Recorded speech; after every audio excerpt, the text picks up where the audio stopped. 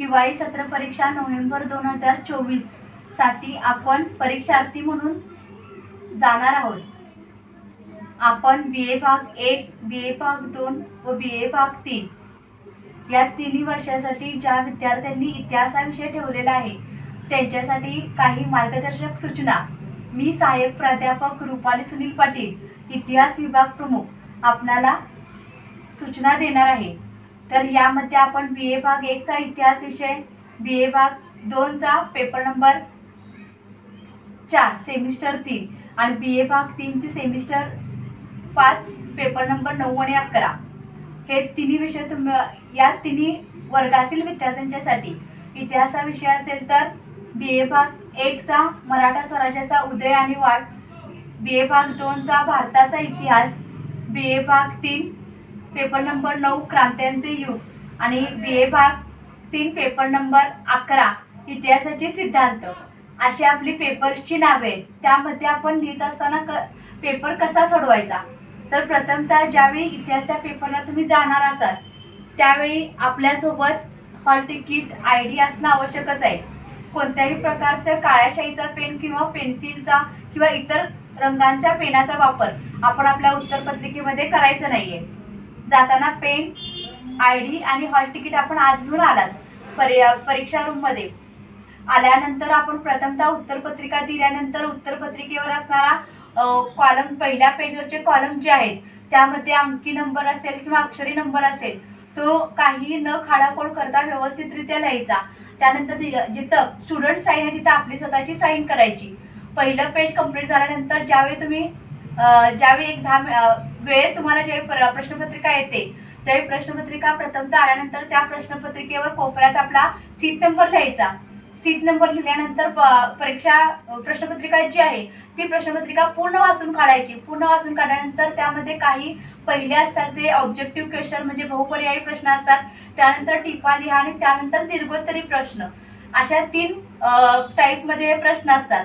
प्रथमतः आपण ज्यावेळी बहुपर्यायी प्रश्न सोडवत असतो तो सोडवायचा असेल तर त्यावेळी पूर्ण वाक्य लिहायचं आहे। फक्त उत्तर लिहून तिथं फक्त उत्तराचा पर्याय असेल, फॉर एक्झाम्पल शिवाजी महाराजांचा पहिला राज्याभिषेक डॅश या दिवशी झाला तर तो 6 जून 1674 हे जर आन्सर असेल तर नुसतं 6 जून 1674 हे आन्सर न लिहिता पूर्ण वाक्य जे आहे शिवाजी महाराजांचा पहिला राज्याभिषेक 6 जून 1674 रोजी झाला, फुल स्टॉप द्यायचा आणि 6 जून 1674 ला डबल अंडरलाईन करायची, जेणेकरून उत्तरपत्रिका तपासणाऱ्या शिक्षकांना ते चेक करताना एक संदिग्धता निर्माण होणार नाही। म्हणून आपण फक्त उत्तराचे उत्तर न देता पूर्ण वाक्याचे उत्तर द्यायचं बहुपर्यायी प्रश्नासाठी। त्यानंतर काही वेळा जोड्याजुळवा जर असतील तर जोड्याजुळवा असताना आपण काय करायचं, एका बाजूला पूर्ण पहिला एक कॉलम लिहायचा आणि त्याच्या पुढे असतील ते उत्तर लिहायची। म्हणजे फॉर एक्झाम्पल पहिल्या कॉलम मध्ये एखादा म्हणजे फॉर एक्झाम्पल शिवाजी महाराजांची माता आणि या ब कॉलम मध्ये जर राजमाता जिजाऊ असेल हे 3 नंबरला असेल तर त्यांच्या पुढे जे आन्सर असेल म्हणजे ए कॉलमच्या पुढे बी कॉलमचा आन्सर जे असेल ते आपण लिहायचंय। त्यानंतर दुसरा असतं ते आपल्या टिपा लिहा असेल, थोडक्यात उत्तरे लिहा यामध्ये असेल त्यावेळी पहिल्यांदा आपण जे उत्तर आहे ते कमीत कमी थोडक्यात उत्तरे लिहा। 5 मार्काचं जर असेल तर कमीत कमी तुम्हाला 2 ते 2.5 पान हे उत्तर लिहायला पाहिजे। ते उत्तर लिहित असताना आपण त्यामध्ये फॉर एक्झाम्पल सालाबाईचा तह असेल किंवा पुरंदरचा तह असेल तर पुरंदरचा तह याविषयी तुम्ही थोडक्यात टिप लिहित असताना त्यामध्ये पुरंदरचा तह का घडला, पुरंदरचा तह कशा प्रकारे घडला आणि पुरंदरच्या तहाचे परिणाम काय हे 2 ते 2.5 पानामध्ये लिहायचं आहे। थोडक्यात उत्तरे लिहा किंवा टिपा लिहायला देत असताना त्यामध्ये कोणत्याही प्रकारचा दीर्घोत्तरी किंवा निबंध वजा हा प्रश्न लिहायचा नसतो। जेवढं विचारलेलं आहे तेवढ्याचीच उत्तर आपण त्या थोडक्यात उत्तरे लिहा या प्रश्नामध्ये लिहायचे। प्रश्न क्रमांक 3 ज्यावेळी दीर्घोत्तरी प्रश्न तुम्ही सोडवताय, दीर्घोत्तरी प्रश्न असतील 4 पैकी 2 असतील, 3 पैकी 2 असतील, ज्या प्रकारे असतील त्या प्रकारे तुम्ही अगोदर सिलेक्शन करायचंय। म्हणजे 4च्या 4ची उत्तरं येत असतील तरी सुद्धा तुम्हाला किती लिहायचे आहेत, 2च उत्तरं लिहायची आहेत। ती 2 उत्तर लिहित असताना देखील आपण पहिल्यांदा प्रश्न जो असेल फॉर एक्झाम्पल प्रश्न क्रमांक 1 अ, प्रश्न क्रमांक 1 ब जे त्यांचे नंबर्स असतील ते नंबर्स व्यवस्थित लिहायला पाहिजेत। जर नंबर्स तुमचे चुकीचे असतील म्हणजे प्रश्न क्रमांक 1 चं उत्तर तुम्ही चुकून तिथं ब लिहिलात तर ते सगळं उत्तर तुमचं निगेटिव्ह मार्किंगला किंवा त्याला मार्क्स दिले जात नाहीत। असं काही वेळा घडू शकतं, म्हणून जे उत्तर आहेत ते पहिल्यांदा प्रश्न क्रमांक जो असेल त्याचा सब क्रमांक जो असेल तो तुम्ही व्यवस्थितरित्या लिहायचा। त्यानंतर प्रश्न असेल तुम्हाला की मराठा सत्तेच्या उदयाची भौगोलिक, राजकीय, आर्थिक कारणे द्या। हा जर प्रश्न असेल तर प्रश्नाचा पहिला पूर्वार्ध काय सांगतो तुम्हाला, भौगोलिक कारणे कोणती आहेत ती द्या।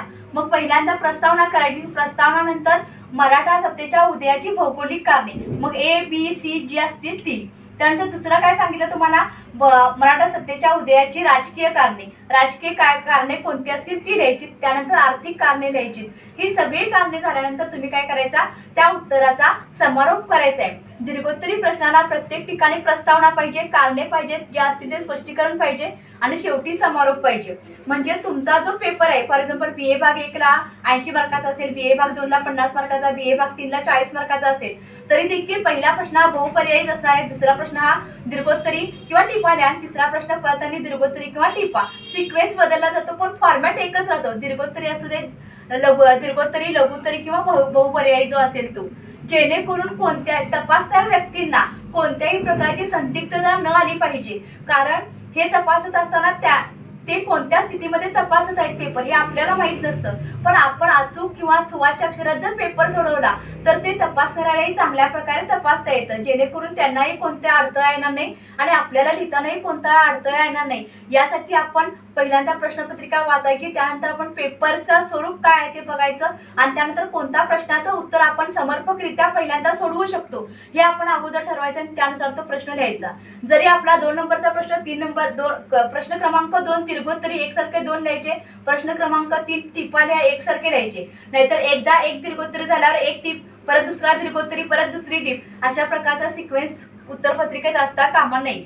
उत्तरपत्रिकेत लिहित असताना कोणत्याही प्रकारची जर खाडाखोड झाली तर ती खाडाखोड झाली तर त्या ठिकाणी जे ज्युनियर सुपरवायझर असतील त्यांची त्या ठिकाणी तुम्ही सही घ्यायची आहे। एक समास तुम्हाला त्या उत्तरपत्रिकेत असतो, पण तो सोडून परत 2-3 रेषा अशा आखायच्या नाहीत। कोणत्याही प्रकारचा सिम्बॉल त्या उत्तरपत्रिकेमध्ये असता कामा नाही। कोणत्याही प्रकारचा वेगळा रिमार्क जर असेल तर तो परीक्षा प्रमाणात तुमची केस जाऊ शकते, म्हणजे ते कॉपी केस होऊ शकते। म्हणून कोणत्याही प्रकारचा परीक्षेचा किंवा इतिहासाचा पेपर असेल दे किंवा दुसरे कोणतेही पेपर असू देत, त्या ठिकाणी कोणत्याही प्रकारचा गैरप्रकार न करता ज्या प्रकारे आपला सिलेबस कंप्लीशन झालेला आहे, मला वाटते BA भाग 1, 2, 3 सिलेबस कंप्लीशन झालेला आहे, आता आपलं रिव्हिजन चाललेलं आहे, तर त्यामध्ये मी दिलेले जे महत्त्वाचे प्रश्न आहेत ते महत्त्वाच्या प्रश्नांचा अभ्यास करा आणि त्यानुसार तुम्ही परीक्षेतला जो इतिहासाचा पेपर आहे तो चांगल्या रीतीने लिहाल अशी मला खात्री आहे। पुनश्च एकदा आपणा सर्वांना ND Chougule group of institutions Asurle Porle यांच्या वतीने इतिहास विषयाच्या सर्व विद्यार्थ्यांना ऑल दी बेस्ट। धन्यवाद।